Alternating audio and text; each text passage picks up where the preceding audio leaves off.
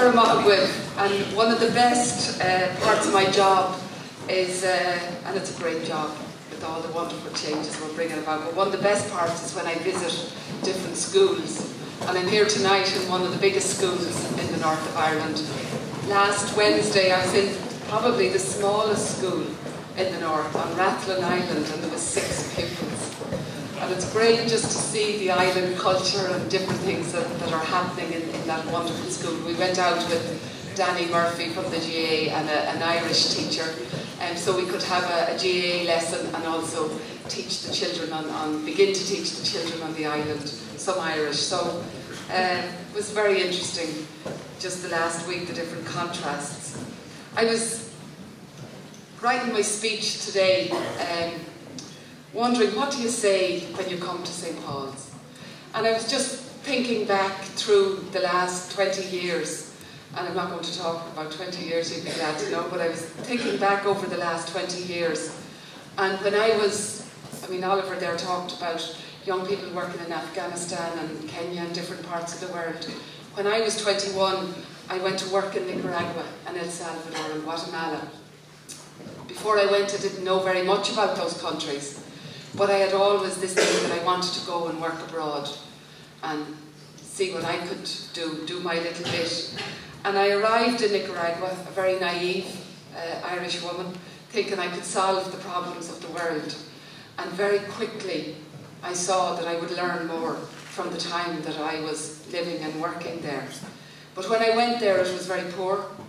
It was war-torn. It was just after bitter conflict, 80,000 people killed in a very short space of time, a despot in power, and a new government coming to power.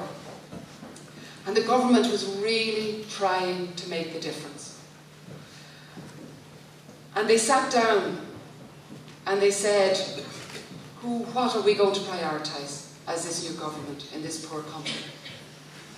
There was capital flight. Everybody who had money took the money out. The rich took the money out and put it into banks in Miami. And there was very little left in the country.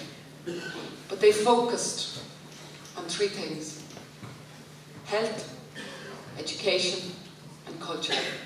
And they sat in the ruins in Managua, and that's where they decided their priorities. And I remember meeting the Minister of Education, Fernando Cardenal. He was actually a Jesuit priest. And I remember him talking about giving every child a fair chance. In Spanish, obviously. And I remember being struck as a 21-year-old by his focus on what he was going to do to rebuild Nicaragua. Within a very short space of time, Nicaragua had won the United Nations Medal for the best literacy and numeracy campaign, teaching people to read and write. They had something like 80% of people, particularly in the rural areas, who couldn't read and write. They won the World Health Organization for the best preventative health campaign. And I often asked myself, why did they choose a Minister of Culture, Ministro de Cultura? And I remember meeting the Minister of Culture, Ernesto Cardenal, a brother of Fernando Cardenal's. And I said to him, why did you choose culture? And he said, because if you really want to rebuild something, people have to have a strong sense of who they are and where they're coming from. I remember at the time we were expecting an invasion. Grenada had just been invaded. I was on the local anti-invasion committee. I don't know what I could have done if it was invaded, but I was on the health group with the medicines in case it was. And there was an embargo against poor old Nicaragua. The invasion never happened, thankfully, because the whole country made it clear that they wouldn't allow it to happen. You might be sitting here in Camla wondering, why is she talking about Nicaragua? And the reason I am is, nearly 20 years later, I was sitting in Stormont with all our future ministers in our party, and we were having the same debate that the Sandinistas had in 1979. And the debate is, we've second choice, or we first choice after First and Deputy First Minister, what do we go for? Do we go for health?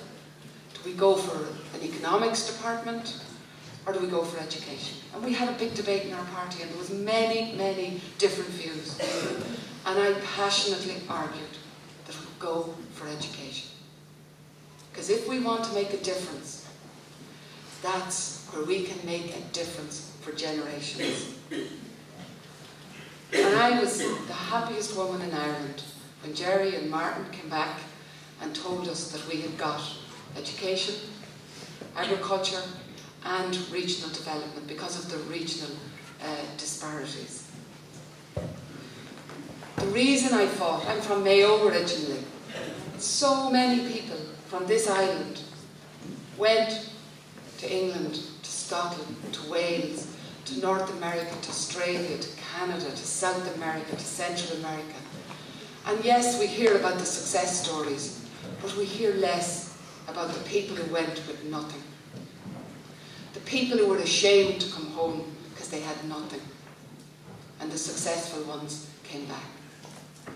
And what we can do is change the history for future generations by providing opportunities now. We can intervene to stop cyclical disadvantage, neglect.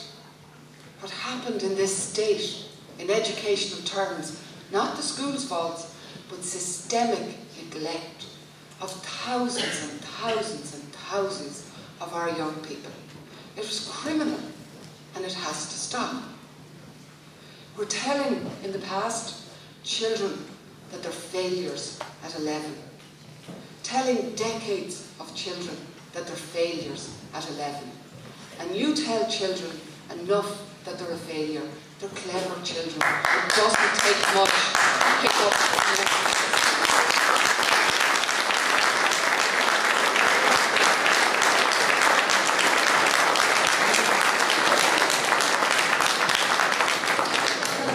We have 1,238 schools in our system. Preschools, primary schools, secondary schools, special schools, and grammar schools. But yet our entire system was geared towards one small sector. Geared towards two one-hour tests to sort, what a word, to sort children based on their so-called perceived intelligence. It distorted our curriculum in primary schools. It distorted our school starting age. It distorted our community living. It distorted everything in our education system. Even in Rathlin last week, I was talking to the boatman, and he said, in the past, the children that passed got the fees paid to the boarding school on the mainland, the other children didn't. I mean, it distorted every aspect of our system. The 11 plus is gone. There will be no state-sponsored test, and schools operating breakaway tests should stop doing it now. It's wrong. It's wrong. And it's wrong.